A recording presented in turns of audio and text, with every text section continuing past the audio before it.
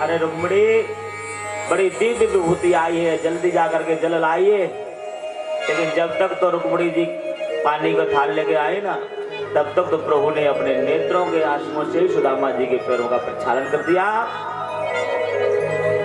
प्रीतो विमुंचत अभ्युतो नेत्राभ्यम पुष्करे क्षणः। प्रभु की आंखों से इतने आंसू बहे, आंखों के आंसुओं से ही सुदामा जी के पैरों का प्रक्षालन कर दिया है। कितना भक्त को भगवान चाहते हैं बताइए। प्रभु की आंखों से इतने आंसू बहे।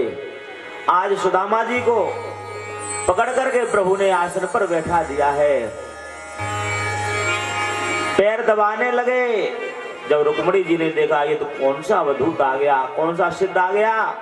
अरे हमारी द्वारका में तो रोजाना बड़े से बड़े सिद्ध आते हैं, लेकिन इतनी सेवा तो आज तक प्रभु किसी की नहीं कर रहे हैं। आज स्वयं मैया रुक्मिणी आज भजन करने लगी, हवा करने लगी हैं कि मने न कृतम पुण्यम अवधूतेन भिक्षुरा श्रियाहीन लोकेस्मिन् गरितेनादमेन च। इस अवधूत ने कौन से पुण्य किए जो आज साक्षात लक्ष्मीपति नारायण इसकी सेवा कर रहे हैं।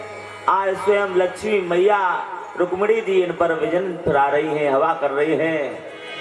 सुदामा जी बेचारे बैठने में ही सब कुछ आ रहे हैं। इतने सुंदर आसन पर मैं कैसे बैठ जाऊं। भगवान ने जबरदस्ती पैर पकड़ बैठा दिया है। बैठो भैया। चर्चा करने लगे। सुदामा जी बड़े दिनों बाद आए, मित्र जरा और सुनाओ, विवाह शादी की कि नहीं की। सुदामा बोले तो यही पूछने को मिलो और कुछ नहीं मिलो है।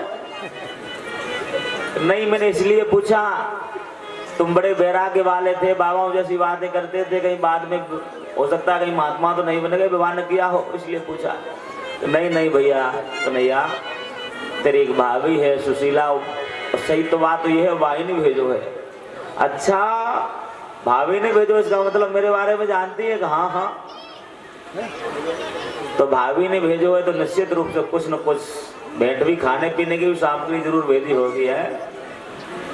और सुदामा जी बेचारे सब चाह रहे हैं, इतना बड़ा महाराजा बना बैठा है, मैं इसे क्या ही चावल, बहु अलग अलग चावल है, अपनी पोटरी को दबाए हुए हैं। नहीं भैया, हम गरीबों के पास तो क्या रखा, बेचारी क्या देती है।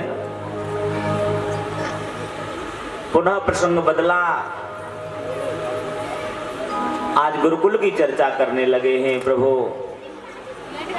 भगवान की प्रतिज्ञा है, निरपेक्षम मुनिम शांतम निर्वैरम सब दर्शनम अनुव्रज्याम्य हम नित्यम पूये त्रिंगुरेणुभी।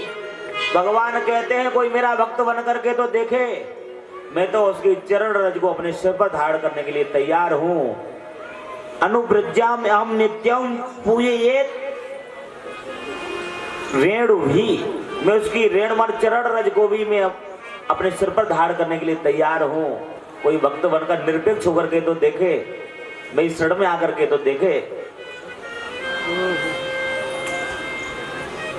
आज गुरुकुल की चर्चा करने लगे हैं। जब दो बुजुर्ग एकत्र मिल जाए ना, दो मित्र बुढ़ापे में भी, तो उस समय बुढ़ापा भूल जाते हैं और जवानी वो गुरुकुल के दिन याद आ जाते हैं। अरे हम साथ साथ पढ़े थे, ऐसे ऐसे खेलते थे। इसलिए मित्र एक आध जरूर ऐसा होना चाहिए, बुढ़ापे में काम आएगा है। कभी जब मिलेंगे तो कम से कम याद तो आ जाएगी, अपना पूरा जीवन याद आ जाता है, जवानी याद आ जाती है, बालपन याद आ जाता है। आज प्रभु गुरुकुल की चर्चा कर रहे हैं। अपि ब्रह्मन गुरुकुलाद भवता लब्ध दक्षिणात् समावृते धर्मज्ञा भार्योड़ा सदृशीनवा। मित्र पहले ये बताओ कि तुमने कोई धर्मकुल भार्या मिली कि नहीं मिली। इस बात पर सुदामा जी थोड़े शर्माए और इशारे में बोले भैया सही बात तो ये है, तेरी भाभी ने ही हमको भेजा है। तेरी भाभी बड़ी अच्छी है, उसका स्वभाव बड़ा अच्छा है, अच्छा जीवन चल रहा है, गृहस्थी अच्छी चल रही है। आज गुरुकुल की चर्चा करने लगे हैं। सुदामा जी को याद दिला रहे हैं प्रभु। सुदामा जी वादन की याद है जिस दिन गुरु माता ने हम लोगों को समुदाय लाने के लिए कहा था, जंगल से हैं लकड़ियां लेके आओ, और कुछ चावल खाने के लिए चना भी दिए थे। और गुरुकुल जब हम लोग गए जंगल में,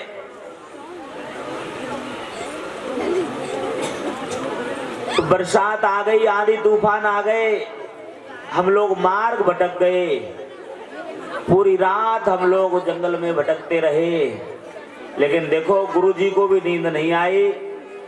गुरुजी भी चिल्लाते रहे, ढूंढते रहे, मेरे शिष्य कहाँ चले गए, कैसे होंगे, कहाँ होंगे। कितना प्रेम था गुरु शिष्य के अंदर। आज गुरु शिष्य परंपरा प्राय करके नष्ट जैसी हो रही है। अब तो फीस जमा नहीं करी तो नाम कट जाएगा और बाहर से निकाल दिया जाएगा। पहले जमा करो रुपया। पहले कितना प्रेम था, कितना आदर था गुरु के प्रति।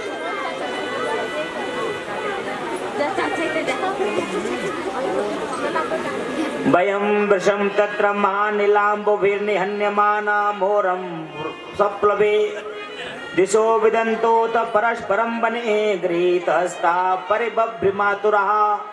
मित्राधेवादिन एक दूसरे का हाथ पकड़कर दिग्भ्रमित हो गए, इधर से उधर भटक रहे थे और रास्ता नहीं सूझ रहा था। ऐसी घटना सत्य एक बार मेरे साथ काशी में घट गई। हम दो संत दर्शन करने के लिए गए। संकट मोचन हनुमान जी का मंदिर है काशी में, बहुत बड़ा संकट मोचन।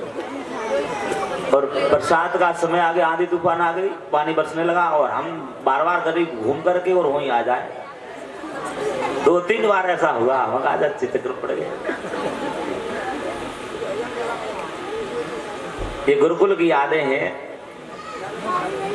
आज याद कर रहे हैं। हम दोनों मित्र हाथ मिला करके इधर से उधर भटकते रहे, दोनों के हाथ एक दूसरे के पकड़े रहे। भैया कन्हैया, उस दिन कितनी सर्दी लग रही थी, हैं? सारी रात वृक्ष के ऊपर बैठकर बितानी पड़ी। बारात को कैसे भूल जाएंगे? भगवान बोले तुम्हें तो सब याद है, तब तो ये भी याद होगा। उस दिन तुम्हारे दांत बहुत खटक रहे थे। समझ गए सुदामा, ये तुम्हारी पोल पट्टी खोलने वालों है। कहा भैया जो बातों को रहने दे, पुरानी बातें है, गुरुकुल की बालपन की बातें हैं ये सब। बालपन में तो ऐसा हो जाए करे। प्रसंग को बदल दिया। बाद में सर्दी में तुम्हारे दांत कितनी जोर से कटकटा रहे थे। अब सुदामा जी समझ गए ये तो हमारी कुछ पोल पट्टी खोलने वालों है। तो बड़ी जोर से हंसकर बोले कि नहीं यार तू रहने दे भैया, उन बचपन की बातों को, वह विद्यार्थी जीवन की आनंद ही कुछ और हुए हैं। पुनः प्रसंग प्रभु ने चलाया।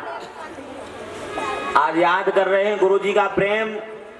जब हम लोग जंगल में भटक गए तो गुरुजी भी रात्रि में सोए नहीं, ढूंढते रहे मेरे शिष्य कहाँ होंगे, मेरे पुत्र कहाँ होंगे। अहो हे पुत्र का योयम अस्मदर्थे दुखितः। जब प्रातः काल में गुरुकुल पहुंचे और गुरुजी ने हम लोगों को देखा तो आशीर्वाद दिए, प्रसन्न हो गए। अरे मेरे पुत्रों, मेरे शिष्यों, तुमने आज बहुत कष्ट पाए हैं, मैं तुमको आशीर्वाद देता दूं। मेरी पढ़ाई हुई विद्या तुम्हारे हमेशा काम आएगी, याद बनी रहेगी। गुरुजी ने बहुत आशीर्वाद दिए। ये गुरु शिष्य का प्रेम था, है? आज वो सब व्यवस्थाएं खत्म है। फीस भरो तो पढ़ो, नहीं तो मुश्किल है। गरीब को, बालक को पढ़ाना बहुत मुश्किल है।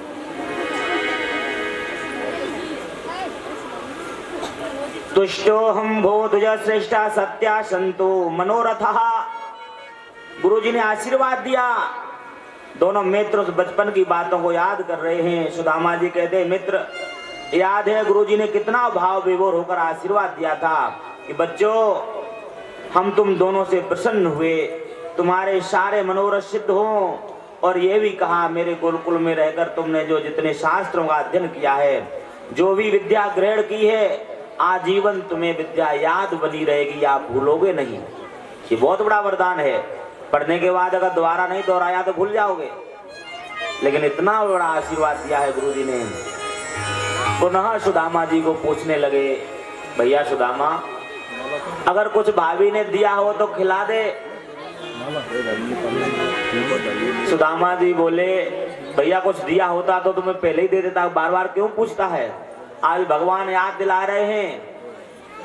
पत्रम पुष्पम फलम तोयम यो में भक्त्या प्रेक्षति। तदहम भक्ति उपरत मशनामी प्रेतात्मनः। मित्र, मैं पदार्थों का भूखा नहीं हूँ, भगवान तो प्रेम के भूखे होते हैं। जब कोई तुम्हारे रिश्तेदार संबंधी आए तो खूब बढ़िया भोजन बनाओ, उनको अच्छे से खिलाओ, और नहीं खिलाओगे तो तुम्हारी बुराई करेंगे, अरे हम वहां गए तो हमको पूछा ही नहीं। लेकिन भगवान कहते हैं हम तो प्रेम के भूखे हैं, हमको बहुत मोहन थाल नहीं चाहिए, भगवान नहीं चाहिए। पत्रम पुष्पम फलम तोयम, अगर तुम्हारे पास पुष्प है, पत्र है, फूल है, जो भी कुछ है वही जाकर के अर्पण कर दो, और कुछ नहीं है तो एक लोटा जल, और वही पुजारी का लोटा, पुजारी का ही वहीं से जल भरो, भोले बाबा पे चढ़ा दो। एक लोटा में जल में खुश हो जाते हैं। इतना तो कर सकते कि नहीं कर सकते हो? मेरी तो प्रतिज्ञा है। लेकिन जब संसारी कोई तुम्हारे संबंधी आए तो उनकी जरूर सेवा करना, खूब खिलाना, तो प्रशंसा करेंगे, और नहीं तो क्या कहेंगे, हम वहां गए तो वहां तो कोई पूछने वाला ही नहीं था। लेकिन सुदामा जी अब हिम्मत नहीं जुटा पा रहे हैं वो चावल देने के लिए, पैर दबा रहे हैं प्रभु।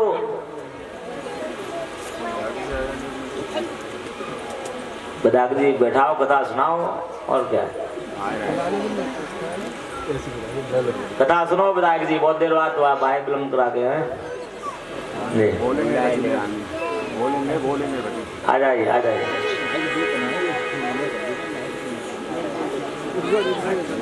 आज एक माँ के निकाल लो जाऊंगा।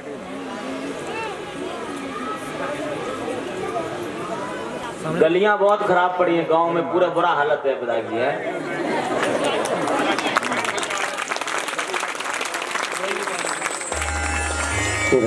जय श्री राधे, श्री राधे।